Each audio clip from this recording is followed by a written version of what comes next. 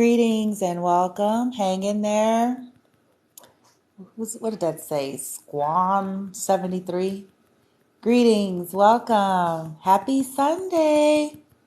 Bear with me as I stall out just a little bit as I usually do. Welcome, Teresa, Voni. I'm trying to read this so tiny. People coming through. Greetings, welcome. Hang in there. Happy Sunday. Excuse me. Happy Sunday. Wherever you're on the globe. If you're logging in on TikTok Live this glorious Sunday, August the 14th, 2022, welcome, welcome, welcome. Bear with me as I'm trying to check the connection here. I'm trying to make sure it's pretty stable. I've been having some connectivity issues, so just hang in there. If there's anybody coming in yet, welcome. In the title, I believe I have something like narcs often have many friends. Narcs, excuse me, narcissists. Narcs often have many friends. I'm going to talk about why, hopefully to debunk some of the confusion and illusions that some of you all may be feeling like you're dealing with, okay? So just hang in there. Hang in there, hang in there, hang in there. We're going to talk about why narcissists often have many friends.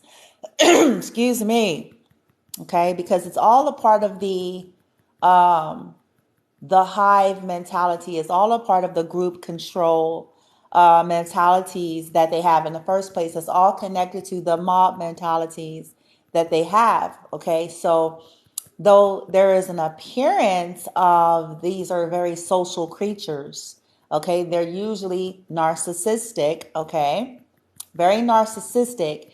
And a part of the confusion and the misdirection is that, oh, well, they can't be all that bad. They have all of these friends. Okay. And so once again, the scapegoats are people who have a tendency to be loners, okay, or hermit types of personalities. And so this is all a part of the 3D illusionary confusion to get people confused as to what is healthy and what is not. Okay. So we'll talk about that in a little bit. The group control hive mob mentality is why narcs often have many friends. You can bet your bottom dollar it's usually to do with either that whole dynamic of enablers and tongue biters, the things that they have used to control people, you know, the tricks, the illusions, the manipulations, in some cases, the spells, because a lot of them are distorted witches and warlocks that do spells on everybody. Unfortunately, the everybody is their friends, and the friends don't even know that that's going on, or they don't believe that it's going on because they are under the spell. They are under the illusion. And if these individuals are communal narcs, then this is also going to further perpetuate seemingly healthy individuals. Oh, they have a lot of friends. Oh, they have a big group. Oh, they have, you know, this one, that one, and this one, and that one. Okay. Narcissists collect broken souls. Okay. So chances are, if you pay attention, their close friends and circle are probably people with low self-esteem on some level, or people who cater to the narc. So the narc may not be all that abusive to these individuals per se, okay, as long as they cater to them the way they have, you know, set it up for them to do. Okay, so these would be people that are equally asleep, have their own insecurities, usually abandonment issues, because folks with those issues undealt with are open sesame to the hive mob control mentality. So for an example, if an individual was an only child, okay, and they could have felt isolated and alone majority of their lives, their parents could have been detached, their parents could have been overly busy and overly focused, on, making the money. So if the person was an only child, then, and they have their own traumas and woundings and didn't have that close connection, they're open sesame to the hive mob mentality group control dynamic. So narcissists prey on them like, predators in the sea. Okay, open sesame. So they'll be nice. They'll feed all of those needs that the individual may have that didn't have brothers or sisters, never felt like they fit in anywhere. Okay, and so the narc will appear to be very sociable and very charitable, and all of these things at first, and as long as the individual that they're love bombing, if you will, continues to submit to the roles in which they want them to play. Okay, so narcissists are surrounded by these types. Pay attention. They're surrounded by low self-esteem people. They're surrounded by yes men and yes women. They're surrounded by people that are asleep, if you will. They do this on purpose. It's an insidious dynamic. It's set up that way for them. Narcissists aren't that, once they realize they can't control you or scapegoat you or whatever ways in which they want you to fit, once this has been realized, they really don't have any interest in you. In fact, you're now the target of what they feel like they need to destroy. Okay. But the others, they will be very sociable and very charitable and very, that communal narcissism, where it seems like, no way, they have 12 friends and, oh, so-and-so and, well, yeah. That group control, narcissists need to be, first and foremost, whether this is covertly displayed or overtly displayed, they need constant praise and adoration. They need constant attention. They need to feel like they're the hero, like they're the rescuer, like they're, Miss America, Mr. Universe. They, even if they're not, they just want that appearance. They could be shitty as fuck, but they want that appearance. And so they attract, like I said, broken souls. They prey on people that they know are lonelies and have an issue with being alone. Okay. They prey on these types. Oh, they didn't have brothers and sisters. They always wanted to fit in. And they'll feed that because it's an inner child wound, to get that person to bow, to get that person to submit, to get that person to be loyal to a fault, even to their own demise. Okay. Now, hopefully, I'm sharing this for those of you who are awakening, healing, and ascending. And as you are dealing with the external reality, this is going to help you to release and let go of the need, to be either heard or understood, or the need to have people to get it. Okay. It's a group control mentality. It's a mob mentality. It's a hive mentality. Most of them got spells on their asses. Okay. Most of them. If not, it is extremely highly skilled manipulation that has taken place for so very long. These groups have been conditioned into it. Okay. Then, of course, then they become trauma bonded. Even when the narc has started to reveal their ugly nature, the trauma bonding and that insidious nature has taken place for so very long. The individual's used to that. They're surely exhausted. The group have lost any sense of their own will or mind a long time ago. Okay. They're completely under the illusion, the fuckery. They've been almost beat into submission. That's how I like to look at it. Worn the fuck out and not really even understand that that's what happened. So it is not because they're decent people. See, you guys hear me debunk all of these illusionary 3D things because this is what has gotten most of us caught up. We've either focused on, oh, they make 6-figure income. Oh, they got a degree. Oh, they've worked at this job for 30 years. Oh, they go to church so-and-so. Oh, they showed up at the soccer game. Oh, they, donated to St. Jude.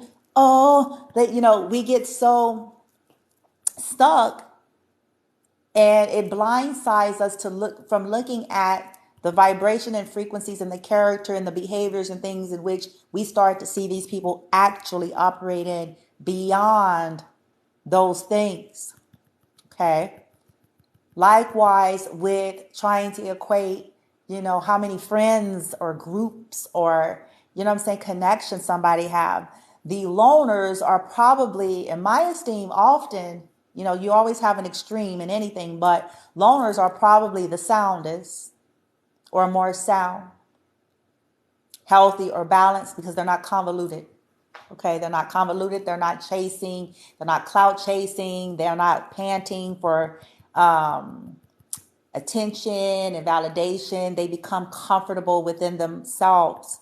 So they're going to be more authentic, and they know the importance of energy and knowing that, okay, because what you connect to and align with, you'll eventually become in some way, shape, form, or fashion. Anything that you're investing in and partnering up with long enough, okay, you essentially become that, whether you started out that way or not. This is why they say it's important who you are choosing. It's important. But people who are 3D based, they look at, oh, well, they got 5 friends. You have 5 flying monkeys, honey. Yeah, 5 mindless drones that's under their spell. Yeah. 5 motherfuckers are scared of them. Okay, and they don't want to be without whatever it is that they feel like they're getting out of being connected to that narc. Okay, so don't get it twisted. Okay, it's some insidious dynamics behind this shit. And if you dealt with the ones that are the dark witches and warlocks, then it's a double whammy, because they do rituals on their people to make them bow. You hear me? When they discover that they can't, because they do this on everybody. Now, when they discover, when the shit start wearing off, or they, this is when they become, like I said, this is when they become the target. This is when that person becomes the target. Oh, you're not bowing to my spells, bitch. You're not bowing to my spells. You're not gonna, no. But when they discover it, then it's like, okay, campaign destroy attempt. Okay. Campaign smear campaign, campaign let's steal, bitch. Like all of that starts to commence when they come to the realization that you're not going to fit in their narcissistic supply framework. They have an assignment for every individual that's in their bubble. Yep. Did you guys know that? There is an unspoken assignment. And if you want to test it, there's always ways to test this shit on your own. I tell people this all the time. There's always a way. When in doubt, there's always a way to test it. Always. Okay? Because there's silent, unspoken expectations that they have assigned, that they have for everybody that they are considering or including in their group. Okay? Their social circle. So one, it may be they expect this person to fund them. Okay, bitch, I expect you to let me use your social security number, bitch. I expect you to, give me shit, bitch. I expect you to, let me use your credit, bitch. I expect you to, you know what I'm saying? Whoop. And if ever this stops, if ever this entirely stops, you will then eventually see the other side of that person. If that's the role that they have assigned to you, because they don't assign everybody the same role. Okay? They'll have one motherfucker. They're supposed to be the financier. Shit, bitch. Okay? And they'll be nice. They will be all of that for you. As long as you're fulfilling that role, bitch. Okay? So then another person's unspoken role and assignment could be, all right, you are the cheerleader. You're the one that's supposed to lift me up and talk me up, okay, to everybody, no matter how ridiculous I am and no matter how fucked up I am and no matter what the truth really is. But you're the one that's supposed to agree and adhere to everything that I say. And you're supposed to tell people that, even though you know it's a bone-faced lie. You're supposed to be the motherfucker who co-signed my fuckery. Okay, down to the last hour. You're the motherfucker I expect for you to co-sign, bitch, when we trying to convince motherfuckers. Now, and they'll be sweet and nice and kind and help assist you in so many ways or whatever, as long as you continue, as long as you continue to play that role. But if ever the individual decides to step out of that role, I promise you, you're going to see the raft of these narcissistic energies in some way, shape, form, or fashion. Even if it's in a passive aggressive way, you will. Okay. Others, they have assigned you all to the tongue biter. Okay. Well, you don't necessarily have to talk them up, but you got to keep the secrets, bitch. As long as as long as you shut up and don't say nothing, bitch, to nobody, we won't kill you. As long as you shut up and don't say nothing to nobody, we won't come for you or destroy you or take away whatever benefit you feel like you're getting from that particular narc. Okay. So some folks' role is assigned to be the tongue biter. You sit back, you don't necessarily cheerlead, you don't necessarily uplift, you don't necessarily participate in the fuckery, but you participated in the passive way. In other words, the one that turns the blind eye willfully and watches the insidious nature of what the narcissist is doing to people. Okay. And if ever you break out of that, you can bet your bottom dollar you're going to see the truths about them. Okay. Let's see, what other roles? Okay, then they always have the scapegoat. That's my role. Okay, they always have a scapegoat. At least it was. They're pissed that it's not. But so the scapegoat is the black sheep. Okay, the scapegoat is going to be the black sheep of a group or a family dynamic. That's the motherfucker who is usually woke. Okay, not this fake woke shit, but that's the motherfucker that's usually woke. That's the motherfucker that knows and sees past the illusions of the motherfuckers. Okay, and probably the one with the biggest heart and soul. Okay, and so the scapegoat is usually a trigger to these narcs because they see something in these scapegoats that they don't see within themselves, and it bothers them. Because narcs objectify everything, it bothers them. So they attempt to take on the persona of the scapegoat and then reverse dump all of their fuckery onto the scapegoat. Okay. Now, as long as the scapegoat is willing to, in some way, be an enabler by not really saying anything about it or not standing up to them, or, you know, if they kind of just lay into the role, then to a degree, you know, they're still going to keep scapegoating, and they're pretty much happy with that. But you're going to see something really change when that scapegoat say, bitch, I'm going to tell you about you, you about you, you about you, and you about you. And I'm going to do it. I'm going to display it to the world. Now, when you see that, I can promise you, you can bet your bottom dollar, this is when they commence to try to get you killed. This is when they commence to try to ruin anything that you have going on in your life. Okay, because narcs are bullies. How dare you stand up to? And if your role was that of let people abuse you and let people scapegoat you, and you no longer play the role, then you can bet your bottom dollar commence project, try to destroy a divine being, and you stupid if you think it's going to work, motherfucker. Okay? But that's, yeah. This is when they get in their groups. Remember, all of the ones that they have under their spell, all the other aforementioned. See, remember, there's assignments for, they got categories, bitch. Ooh, child. Okay. Yeah, they do.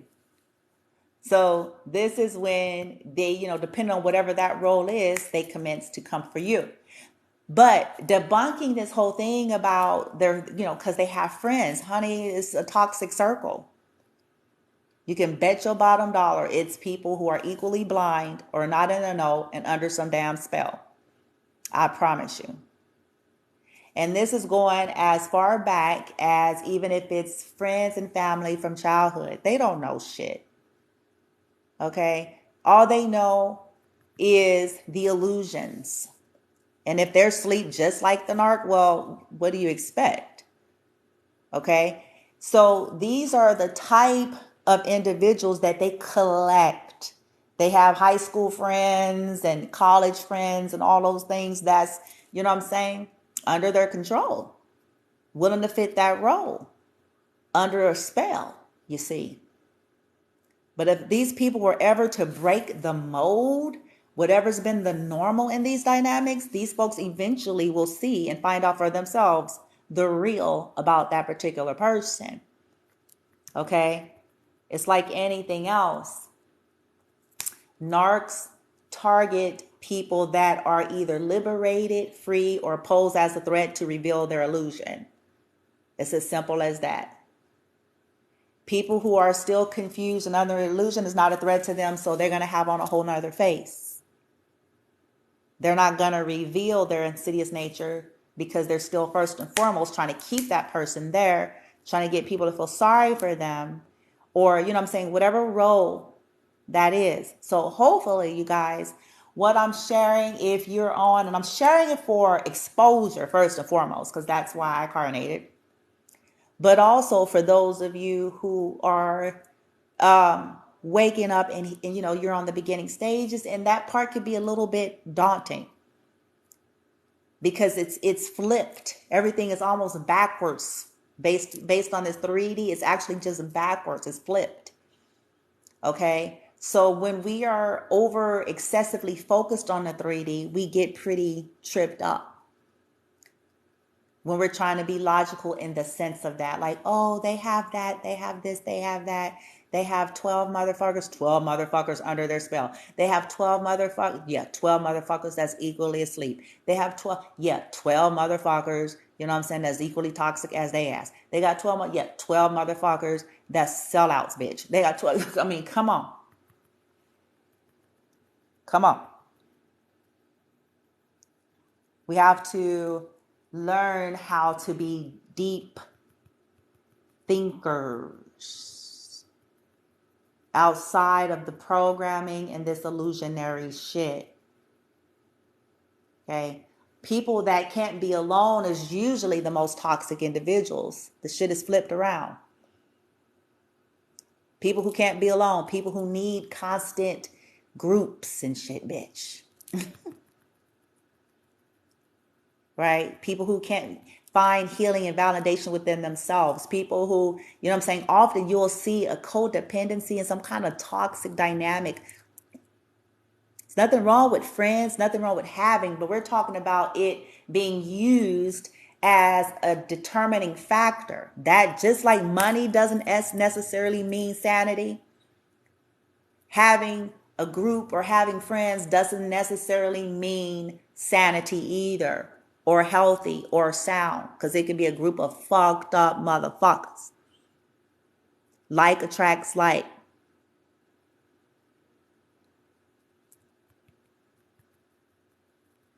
And when there is, like in some of the readings you guys have seen me do where we're talking about people selling out, come on, we act like we haven't seen this shit since the beginning of time on Earth.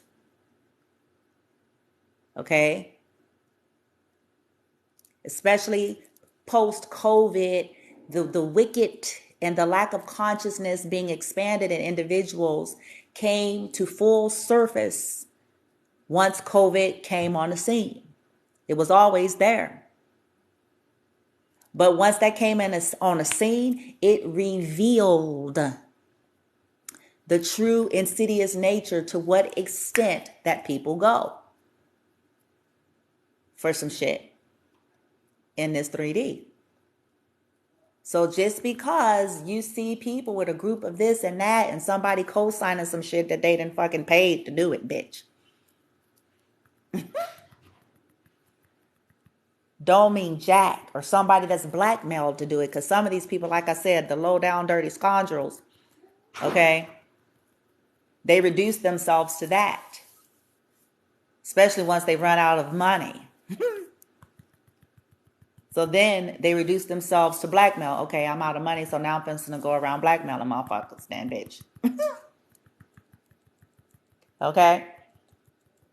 It's a real thing. And people that are afraid of truths being exposed will, unfortunately cave to that shit. But as you heal in the sin, you stop caring. You be like, how about let me do it for you, bitch? Let's try it together. Let's count on the count of 3. 1, 2, 3. And then it's like, dang, I ain't got shit to use, bitch. What? Exactly. Because nobody give a fuck. Okay? But, so free yourself, okay, you guys? Get out of that. Get out of that. Get out of that.